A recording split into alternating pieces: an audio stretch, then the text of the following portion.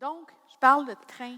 Vous l'avez peut-être croisé, le train de banlieue. On a 5 lignes de train, une cinquantaine de gares,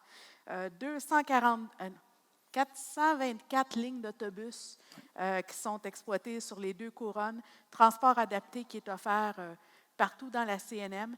Et quand on parle de 424 routes d'autobus, ce n'est pas quelque chose qu'on a physiquement des autobus et des chauffeurs qui travaillent pour Exo. On travaille avec des partenaires. Donc, auparavant, les couronnes, on parlait de 17 CIT, donc 17 organismes qui étaient gérés par les municipalités. Maintenant, tout ça est regroupé sous Exo et ça fait qu'on a plusieurs partenaires. Donc, quand vous voyez un autobus Exo, vous devriez trouver un petit logo qui dit qui est notre partenaire sur ce circuit-là. Donc, des gens en sous-traitance avec qui on doit travailler et qui rendent le service à la population pour nous. On parle d'autobus, on parle de train. Comme je vous ai dit, on travaille beaucoup en partenariat, mais ce que vous voyez à l'écran, c'est un des centres de maintenance pour les trains de banlieue. C'est du côté de Pointe-Saint-Charles. C'est notre plus récent centre de maintenance qui a eu la certification LEED. Dans la présentation, vous allez voir le lien au bas qui est YouTube. Je vous invite à cliquer sur le lien ou à le taper dans votre fenêtre de navigation pour avoir une visite du centre de maintenance. Donc, à l'intérieur, on va faire le remplacement des moteurs de train, des roues de train. Finalement, c'est un univers, ce qu'on voyait dans les petits trains pour mettre en dessous du sapin de Noël. Mais c'est ça, mais Grandeur nature. grandeur nature. Donc, moi, je dis, je m'en viens jouer avec mes gros jouets, mais il y a aussi des gros risques associés. Donc, comme je vous parlais, les CIT, c'est des entreprises d'autobus. C'est Alstom Transport qui fait la maintenance des trains et l'opération pour nous. Donc, on parle d'un processus de mise en place du système de gestion de santé, sécurité, environnement chez Exo. C'est quelque chose qui est apparu en lien avec notre premier plan de développement durable, qui était de Econova, la sécurité et la santé pour tous et la protection de l'environnement. Donc, pour atteindre ces objectifs-là liés à notre plan de développement durable, on a décidé de mettre en place un cadre qui permet d'avoir une saine gestion des risques, des opportunités, autant santé, sécurité qu'en environnement, pour assurer le développement durable de l'organisation. Et le choix a été fait d'aller vers les normes ISO 14001 en environnement et ISO 45001 en santé et sécurité. Encore là, je dis que c'est un choix parce qu'on n'a pas d'obligation de faire tout le processus et d'aller chercher la certification. C'est qu'on a décidé d'implanter un système, quand on en implanté un, qui était plus en lien avec les règles, des bonnes pratiques de l'industrie. Je peux-tu t'interrompre un petit peu, Sylvie? Vas-y. Tantôt, en fait, quand M. Puris mentionnait comme quoi c'est important que la haute direction s'implique en fait dans le processus, mais ça, c'est un bel exemple, dans le fond. En allant chercher les éléments du BNQ pour voir où étaient nos faiblesses. Bon, il y a des points qui étaient sous la cible qu'on voulait se fixer en termes d'organisation, ce qui a amené en fond un plan de match, un plan d'action qui a amené justement le thinking de dire, bien parfait, bien, pour être capable d'atteindre les standards qu'on veut atteindre, autant en santé et sécurité au travail qu'en environnement, bien, on doit à ce moment-là se guérir d'un processus qui va être un peu plus solide, dont le suivi en fond de la norme ISO 14001 et 45001. Et ça, ce qui est intéressant, c'est que c'est rattaché directement au plan stratégique organisationnel de l'entreprise. Nécessairement, le buy-in, il est plus facile à ce moment-là. Donc, pour nous, de se rattacher au développement durable, ça devient une chose tout à fait normale et je dirais conséquent, ce qui fait en sorte que maintenant, on a des objectifs en lien direct avec cette mise en place-là. Donc, l'avantage d'aller vers un système de gestion santé, sécurité, environnement, c'est d'assurer la mobilisation des gestionnaires. On parle d'imputabilité à travers ce cadre-là. Ça permet la gestion de nos risques organisationnels avec tous des mécanismes de diligence raisonnable, même si on est dans un contexte de faire-faire, donc un contexte de sous-traitance. Ça nous permet d'optimiser nos processus clés transversaux et nos outils, donc automatiser certaines choses au niveau de la santé, sécurité et de l'environnement, et atteindre de façon efficiente les cibles établies dans le plan de développement durable. Ça nous permet aussi de démontrer notre engagement au niveau de la valorisation de la santé et du bien-être, de montrer aussi notre engagement au niveau de l'environnement autour de nous. On sait qu'on parle beaucoup que le transport collectif est une piste de solution pour contrer les changements climatiques pour aussi désengorger nos accès dans la région de Montréal. Donc, ça démontre notre engagement. Et ça permet d'assurer la permanence de nos processus dans le sens que c'est un système itératif. Donc, les bons coups qu'on apprend, bien, on les met en pratique. Ou s'il y a des choses à corriger, bien, on le corrige au cycle suivant dans le cadre du système qui est basé sur ISO. Selon vous, un gestionnaire, au départ, ça allait quoi comme formation en santé et sécurité? Pas grand-chose. Bon point.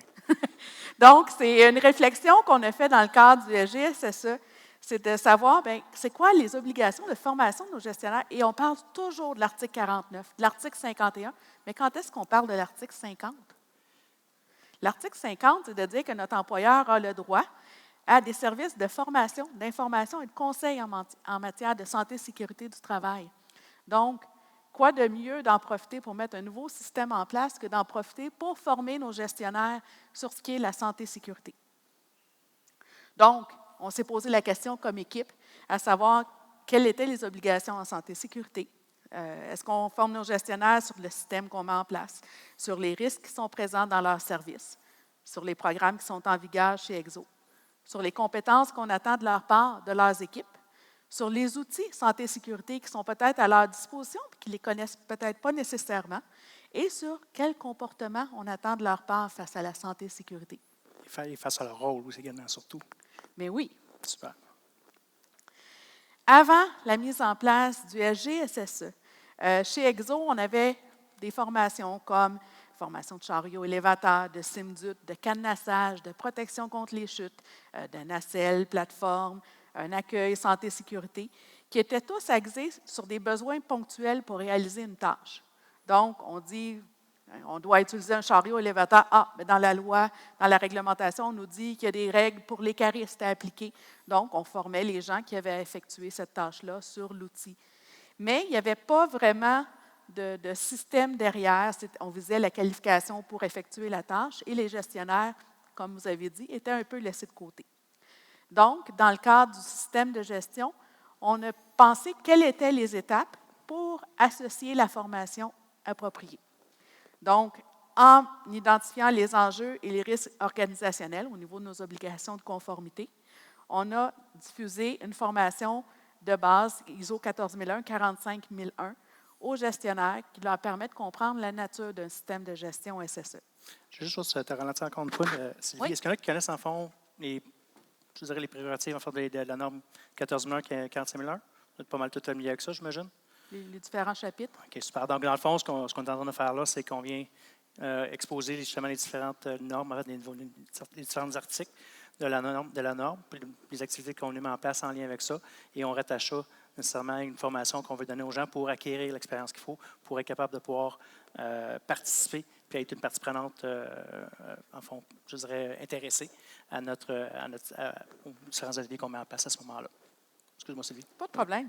N'importe quand, Benoît. Oui, je sais. Donc, lorsqu'on est arrivé à la revue des risques santé et sécurité au travail, on a formé nos gens qui participaient avec nous à la mise en place de cette partie-là du système de gestion aux analyses de risques. Ensuite, la prochaine étape vient la définition des rôles et responsabilités. Pour assurer une certaine connaissance de base à tout le groupe, bien, on a donné une formation de gestion stratégique de la SST, puis aussi une formation de diligence raisonnable en environnement. Question que la complémentarité y soit. Prochaine étape, mise en place des comités santé et sécurité au travail. Et là, je fais un peu de la projection parce que c'est des choses qu'on est rendu à faire. Donc, il va y avoir une formation sur les comités, à savoir quels sont leurs rôles, quelles sont les tâches associées, qu'est-ce qui est attendu de résultats. Et la rédaction du programme de prévention. Donc, une fois qu'il va être rédigé et approuvé par notre direction, il va y avoir de la formation qui va être faite pour s'assurer que nos employés et que nos fournisseurs soient en mesure de le comprendre et de l'appliquer. Parfait. Une des étapes du SGSSE consiste à comprendre les besoins de nos parties prenantes, que ce soit des parties prenantes internes ou externes. Et de ces besoins-là découlent des obligations de conformité que, dans le fond, que les gens font, que Qui sont- l'organisation se donne. Merci. Fait Que que l'or- ça, que l'organisation se donne. effectivement. Et ici, bien, on vous a placé 6 des 18 obligations qui ont été retenues suite à la consultation des parties prenantes internes et externes. Ce que vous devez comprendre, en fait, c'est que l'implantation se fait autant du côté environnement que du côté SST, mais par contre, l'exercice, le bien fondé de la chose, c'est qu'en faisant les deux ensemble, ça nous permet justement de ne pas être obligé de refaire l'exercice un après l'autre. On avait la prétention de dire comme quoi que si on le faisait en même temps, il était pour avoir plus de jus de bras sur le coup, mais que ça ne prolongerait pas de façon éternelle dans le temps. Donc, à ce Moins de moment-là, fatigue. moins de fatigue, on essaie de gérer justement les capacités de nos gens le plus possible, parce que c'est quand même quelque chose de gros implanté, parce qu'on fait participer énormément nos gens dedans. Et parmi, en fond, celles qu'on jugeait intéressantes, bien, on a ciblé, en fond, ces obligations-là de conformité qui émanent, en fait, des discussions qu'on a eues avec nos gestionnaires, avec la haute direction, avec les employés, avec les partenaires d'affaires. Donc, on en a sorti qui étaient je dirais des obligations qui étaient conjointes. Parce que des fois une attente en fait d'un employé peut être aussi l'attente de la haute direction. Fait qu'on a fait des merges de ça et ça a donné en fond ces obligations de conformité-là qu'on veut respecter à travers nos programmes et à travers en fait le système. Je vous les présente rapidement parce qu'on va y revenir aussi dans d'autres diapos. On parle de mettre en place un programme de prévention, de tenir à jour la veille réglementaire, développer et maintenir un programme de formation interne en santé, sécurité, environnement destiné aux parties intéressées, ça dès leur arrivée chez EXO ou en lien avec EXO. De développer des mécanismes, des outils d'identification des risques à la tâche, les tenir à jour, les diffuser aux parties intéressées. Analyser la performance santé-sécurité au travail d'EXO et celle associée à nos partenaires et fournir un bilan de fin d'année à la direction au niveau de l'atteinte de nos objectifs. Et comme je vous dis, il y en a 18, donc on a fait une partie ici. L'étape suivante dans notre processus de système de gestion a été de réaliser l'identification des risques SST. On est une équipe de 4 et on n'a pas fait ça à 4. Derrière ce tableau-là, on voit ici 4 étapes qui ont été où on a fait l'évaluation. On a décidé de la faire par lieu géographique ou par type d'activité, donc soit le centre de maintenance de Pointe-Saint-Charles, les chantiers de construction, parce qu'on construit des structures pour supporter nos usagers, centre de maintenance de la Chine, les gares. Et c'est des choses qui ont été faites, comme vous voyez, avec différents partenaires, que ce soit les gens qui travaillent au niveau des trains, les gens qui font du bureau de projet, la direction, le service de sécurité incendie, les gens du magasin, l'équipe santé-sécurité. Donc, on parle que c'est quelque chose qui s'est échelonné quand même sur 2 mois, en plein été, en plein pendant la période des vacances. Et on a quand même réussi, pour ces 8 regroupements-là, à mobiliser une quarantaine de personnes qui sont venues nous parler de leurs risques en santé-sécurité du travail et des moyens de contrôle qui étaient en place, que ce soit des employés, comme je vous disais, jusqu'à la haute direction qui ont participé.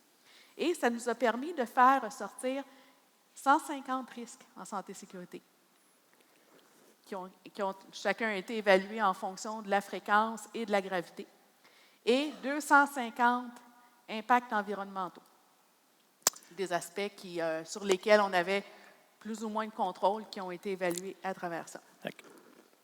Quand on fait de la gestion SST, je pense que vous savez qu'on est sollicité à gauche par droite. Hein? Donc, quand on parle, en fond, de 150 risques, bien, maintenant, on comprend un peu plus pourquoi que les gens nous arrivent tout le temps avec une nouvelle situation. C'est quand on les fait sortir dans une planification comme ça nous aide justement à faire une bonne planif, à aller chercher un portrait vraiment global de tout ce qui se passe. Et en plus de ça, en faisant intervenir les personnes qui sont sur le plancher, avec les gestionnaires qui sont là pour justement faire un dialogue, bien, on atteint une cible première de faire un ratissage rapidement puis assez large de tous nos risques d'accident.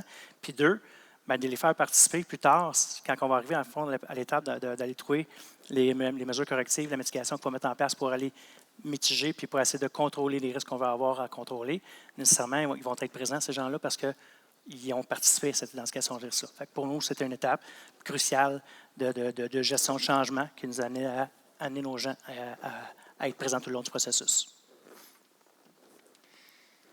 L'étape suivante, de nos gens qui ont été impliqués lors de l'analyse de risque, on a décidé de revoir notre structure de comité santé-sécurité, partir d'un comité qui était plus au niveau de la direction, pour avoir des différents comités qui se penchent en fonction du type d'activité qui est faite par les gens.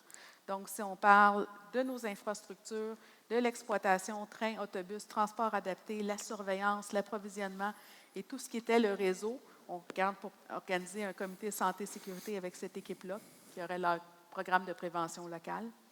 Il y a le volet administratif. J'ai oublié de vous dire, il y a 2 centres administratifs, Couronne Sud, Couronne Nord de Montréal, et il y a aussi le siège social qui est au centre-ville. Donc, quand même, beaucoup d'employés qui sont dans un contexte de bureau pour lesquels on veut faire ressortir leur implication. Je ne sais pas si on a parlé tantôt, Sylvie, mais est-ce qu'on a dit le nombre d'employés qu'on avait chez nous? Non. Non? Donc, Exo, en fait, c'est 600 employés total pour justement gérer puis opérationnaliser en fond, tous les itinéraires en fait, de train et d'autobus. Mais en dessous de ça, il y a probablement en fait 2, 3, 4, même 4 fois en fait, le nombre en fait, de fournisseurs qui sont présents sur nos sites pour effectuer les tâches d'entretien, les tâches de suivi de quoi? D'opération. D'opération également. Donc, ça peut être non banal, mais pour nous, en fait, c'est important que notre structure reflète ça également. Donc, c'est pour ça que vous la voyez, en fond, un peu décentralisée comme ça. Mais ça nous permet à ce moment-là d'avoir des plans d'action qui sont spécifiques à chacun de nos sites, et bien entendu répondre aux nouvelles obligations de la norme en lien avec la modernisation, excuse-moi. Puis on a un comité qui est au niveau des inspecteurs qui, lui, est déjà en place parce que c'est un groupe qui est syndiqué et donc ça fait partie des mécanismes qui étaient déjà en place. Et tous ces comités locaux-là vont se réunir par leurs représentants sur un comité corporatif pour amener les points directement à la haute direction et incorporer dans notre programme de prévention corporative pour l'ensemble d'Exo. D'ailleurs, en parlant du programme de prévention, on en a un qui est déjà présent. Ce qu'on a fait de notre côté pour essayer de pérenniser puis essayer de donner une certaine imputabilité à la haute direction, c'est qu'on leur a demandé d'approuver le seuil significatif de nos qu'on a évalué, donc au niveau des contrôles qu'on devait mettre en place en lien avec la matrice de risque. Donc, selon en fait le nombre, selon l'étude, selon l'analyse qu'on a faite en groupe, au niveau SST environnement, bien, il y a un seuil qui est établi de part et d'autre. Et maintenant, bien, on est rendu assez là où on va pouvoir dire à notre comité corporatif, bien, parfait, vous partez avec ça. Donc, voici en fond les balises. Et pour chacun des groupes, ils vont faire des programmes des plans d'action. Mais le seuil significatif va devoir être tenu en compte. Donc, autant en fait au niveau du risque initial que du risque résiduel. Donc, c'est notre façon de pouvoir gérer. Et le jour où on sentira qu'on sera assez fort pour en mettre un petit peu plus, puis on prendra des décisions selon en fond, l'évolution, selon le bilan qu'on aura fait en courant d'année. Ça va nous permettre à ce moment-là de s'ajuster, dont l'idée d'en fond de faire ça dans un processus d'amélioration continue. Bon. Tout à l'heure, Patrick, si je ne me trompe pas, excusez-moi, je suis terrible avec les noms, tu nous as parlé du RACI. Donc, le RACI, c'est la méthode qu'on a utilisée pour développer les rôles et responsabilités. Fait que je vais céder la parole à Benoît sur ce sujet-là, qui va vous présenter où on en est rendu dans nos travaux. Et nous, c'est RACI avec un S. Oui, on a rajouté le S dans le RACI. Sincèrement, pourquoi utiliser le RACI? Parce que justement, c'est des méthodes en fond éprouvées. Puis parce que justement, l'organisation avait déjà cette technique-là. On l'a mentionné tantôt, Exo, c'est une organisation qui est quand même assez jeune.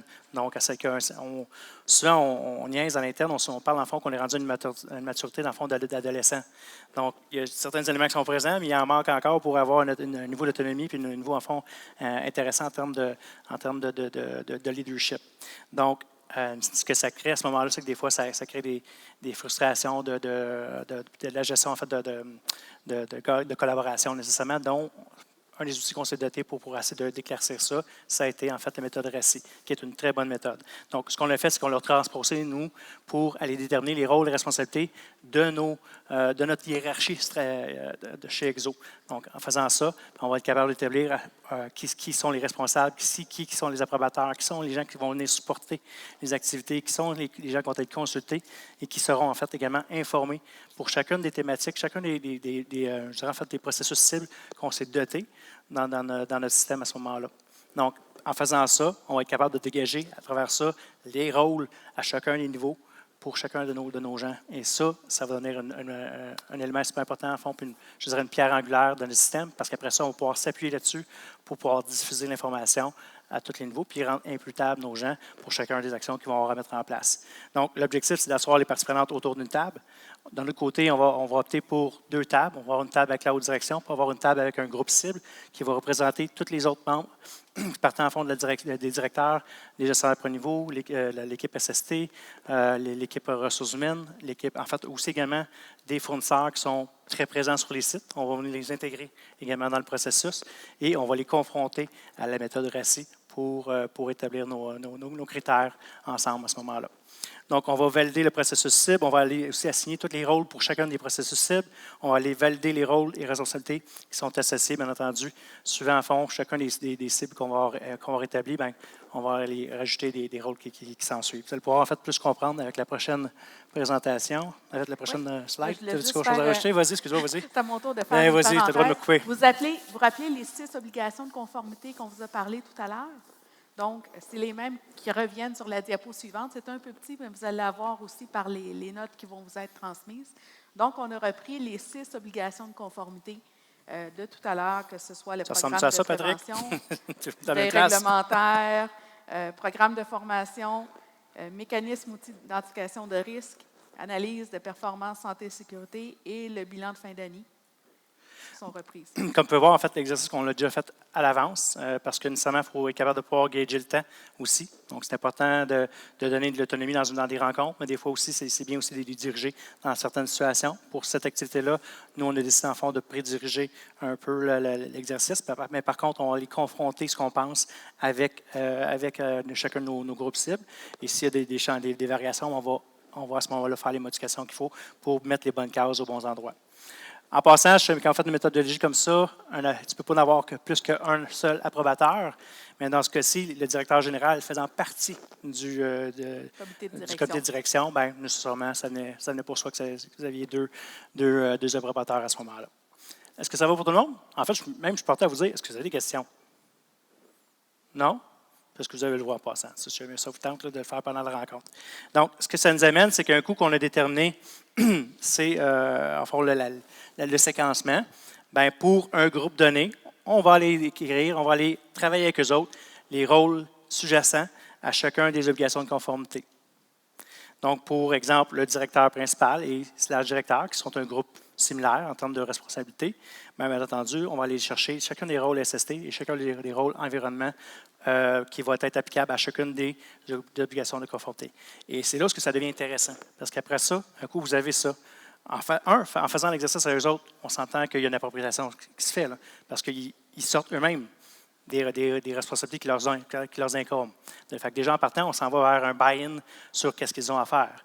Donc, le deuxième élément, ce qui est intéressant, c'est qu'après ça, un coup que vous les avez, ces rôles de responsabilité-là, bien, vous pouvez les utiliser comme des outils d'information, de sensibilisation au courant de l'année. Pensez à vos directives, à vos politiques, à vos instructions de travail. Vous pouvez récupérer ces rôles-là, puis juste les décliner, puis les mettre dans vos programmes par la suite. Nous, notre but ultime, c'est d'être capable de pouvoir récupérer les rôles pour chacun des niveaux hiérarchiques et aller les intégrer dans les descriptifs de poste. Donc, en faisant ça, on vient dès l'embauche donner en fond un ton à ce qu'on souhaite comme comportement pour chacun des strates hiérarchiques dans notre organisation. Ça peut être des puissants outils qui peuvent vous aider justement à essayer d'entériner, à essayer d'amener vos gens à avoir tout de suite en entrant un thinking qui amène vers un comportement SST qui est jugé adéquat à ce moment-là. Qu'est-ce que ce serait de mettre tout ça en place sans avoir un plan de communication qui vient supporter ça un petit peu? Puis tantôt, je me souviens plus, il y a un des conférenciers qui en a parlé, puis ils ont tellement raison. C'est une chose, en fait, de tout faire ces exercices-là, puis oui, ça va amener les gens vers une gestion de changement, mais à ça, il faut aussi se poser des questions sur comment on atteint nos gens, donc les cibles par rapport à chacun de nos gens. Il nous reste à peu près 4 minutes, on va se faire ça vite. Donc, ça part avec un engagement. Et nous, de notre côté, l'engagement était mis en place par notre directeur soutien à l'exploitation, qui est notre directeur à nous, santé et sécurité au travail. En fait, chez Exo, on est vraiment à côté au niveau des opérations, des exploitations. On est vraiment l'équipe soutien à l'exploitation. Tantôt, on le disait on le mentionnait, on est souvent en fait des caddies en SST. Donc, dans ce contexte-là, bien, je pense qu'on était à la bonne place par rapport à ça. Donc, on a un directeur qui est allé faire un petit mot, qui est allé expliquer à tout le monde comme quoi qu'on avait un programme qui s'en venait, qu'il y avait un système qui s'en venait. Et suivant ça, bien entendu, il y a plein de petites activités tout au long de l'année qui est faite pour essayer de rappeler aux gens comme quoi on a un avancement qui se fait même en fait de notre système. Ça permet de les garder mobilisés. Effectivement, ça permet de les garder mobilisés. Puis, en fait, ça suscite en fait un certain intérêt. Puis à la fin, les gens, ils t'appellent puis ils te parlent, bien, tu es rendu dans tes activités. Fait que il y a une certaine interaction qui se crée à ce moment-là. Donc, selon en fait les niveaux hiérarchiques, les gestionnaires, les employés, les partenaires, vous comprendrez que des fois, les cibles sont un peu différentes en termes des objectifs qu'on veut atteindre avec eux autres. Donc, ce qui est important, c'est de les cibler. Je ne les nommerai pas ici parce qu'il manque un petit peu de temps. Vous comprendrez qu'en faisant ça, ce que ça fait, c'est que c'est ça qui va déterminer votre stratégie de communication. Donc, vous allez toujours mettre votre stratégie de communication en fonction de ce que vous voulez avoir comme résultat auprès de vos gestionnaires, auprès de vos employés et auprès de vos partenaires d'affaires. Donc là-dessus, rapidement, de notre côté, en termes de plan de gestion de changement, on a effectué un atelier de formation et d'avancement avec tous nos gestionnaires et employés. On a fait des demi-journées de formation avec des firmes externes sur la diligence raisonnable et également sur les rôles de responsabilité en SST. On a fait, on est sur le point de faire les ateliers rôles de responsabilité. Présentement, on est à 30 % parce qu'on est plus dans la planification, mais les rencontres vont avoir lieu à mi-décembre. On a une présentation de l'avancement du projet lors de la rencontre de comité de pilotage.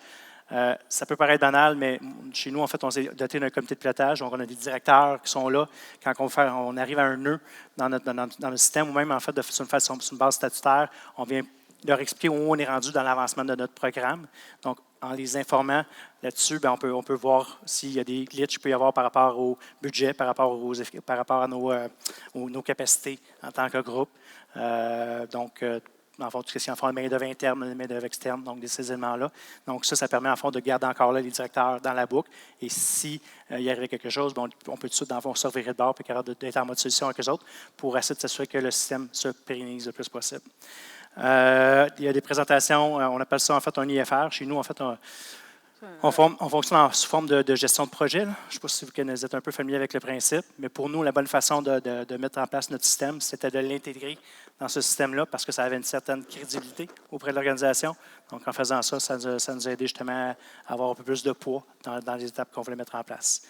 On fait des infolettes, autant sous l'équipe exploitation. Il y a des infolettes qui vont venir aussi également pour, dans le SharePoint de d'Exo, donc le général, en fait, Exo. Donc, le site interne Site interne. L'Exonet. L'Exonet pour nous autres. Voilà. Et bien entendu, quand on aura finalisé le programme de prévention cadre et également les comités, donc là, les comités sont faits. On va pouvoir à ce moment-là, avant la fin de l'année, annoncer cette portion-là qui va clore un peu l'étape pour nous qui est plus de planification. L'an 2, pour nous autres, c'est l'opérationnalisation. Donc, c'est le départ des comités, c'est les mandats qu'on va avoir pour chacun des autres. C'est également, en fait, les programmes spécifiques à chacun des comités. Entre autres, pour venir soutenir ça, on va émettre une nouvelle exonette. On va également, en fait, on parlait tantôt d'implication des gestionnaires. On veut que les gestionnaires viennent commenter et appuyer les articles. Donc, dans Exonet, pour que justement, ça dynamise un peu l'information. On parle également d'un mot du DG. Donc, on a un programme, en fait, on a une formation d'intégration des nouveaux travailleurs pour lesquels aussi nos fournisseurs reçoivent également.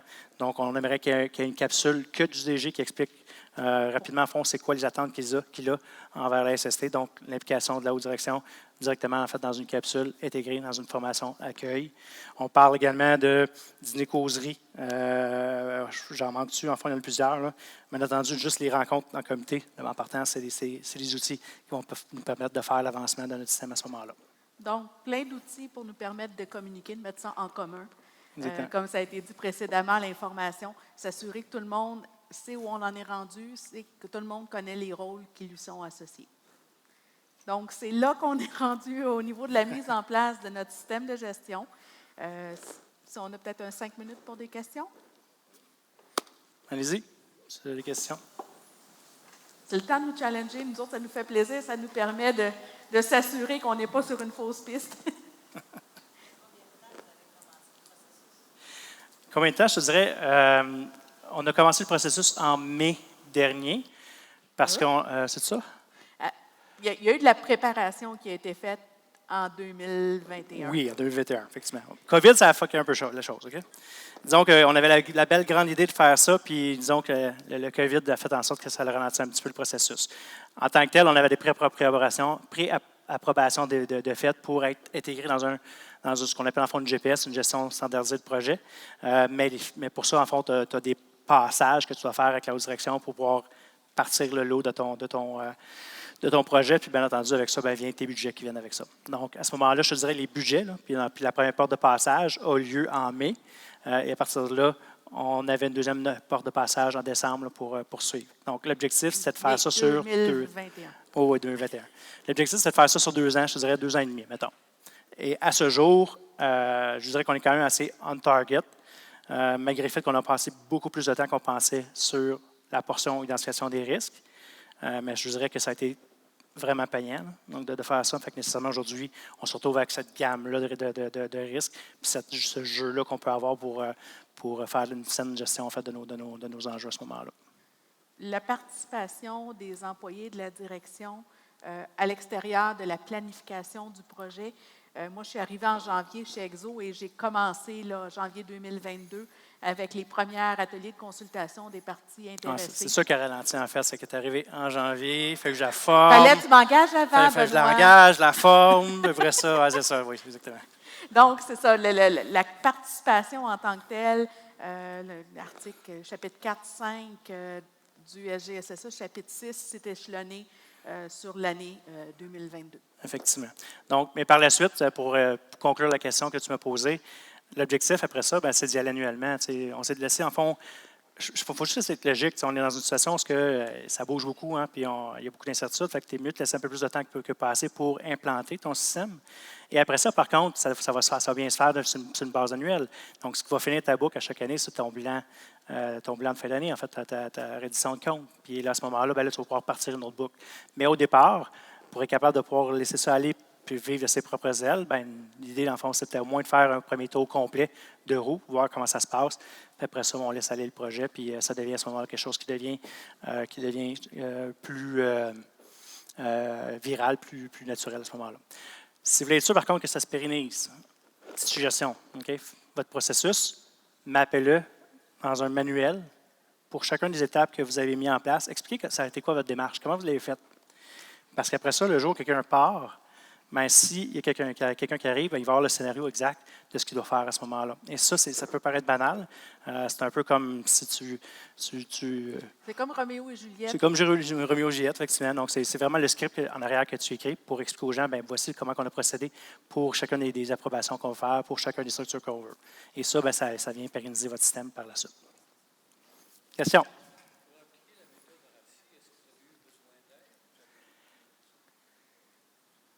L'organisation a eu besoin d'aide. Souvent, en fait, c'est des firmes de RH, en fait, qui conseillent, qui peuvent venir te donner ça.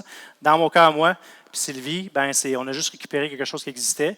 Moi, dans mon cas, j'avais eu, dans le fond, des brides de formation là-dessus. Je suis allé revisiter la méthodologie qui est en arrière et on a pu récupérer ça puis transposer ça au sein de notre processus, tout simplement. Mais ça, c'est une autre affaire en passant. Si vous avez des processus qui sont déjà présents chez vous, OK? Regardez-les en premier, toujours. Okay. Parce qu'il n'y a rien de pire que d'essayer de repartir un nouveau processus. Parce que là, à ce moment-là, on parle en fond de charge mentale. Là. Les gens vont vouloir s'arracher la tête d'avoir 3 ou 4 façons de faire. Et nous autres, même si on décalait un petit peu des fois parce qu'on est un peu différents, ça c'était l'environnement, hein, on se faisait questionner souvent. Parce que notre méthodologie de priorisation des risques, notre méthodologie en fond de gestion de risque était des fois un peu différente de celle qui était promue un peu partout dans l'organisation. Fait qu'essayez, dans le fond, toujours de voir ce qui se passe, puis essayer de vous coller le plus possible à ce qui existe. En faisant ça, vous allez avoir une meilleure adhésion, à mon sens. Là. C'est peut-être faux ce que je vous dis, mais à mon sens, c'est l'effet qu'on a. Donc, on arrive à ce moment-là à avoir une meilleure adhésion de nos gens. Et peut-être une dernière chose, c'est qu'on n'a pas réinventé la roue. On avait déjà des risques organisationnels qui avaient été établis, qui touchaient entre autres la santé, sécurité, l'environnement. Fait qu'on s'est trouvé à les récupérer aussi dans notre système de gestion à ce moment-là, plutôt que de faire l'exercice de dire, non, on le réécrit autrement, non, on l'a récupéré tel quel pour assurer la continuité. Oui, tout à fait. Très bon point, Sylvie. Ça va pour ça? Un grand merci d'avoir resté jusqu'à la fin. Merci beaucoup.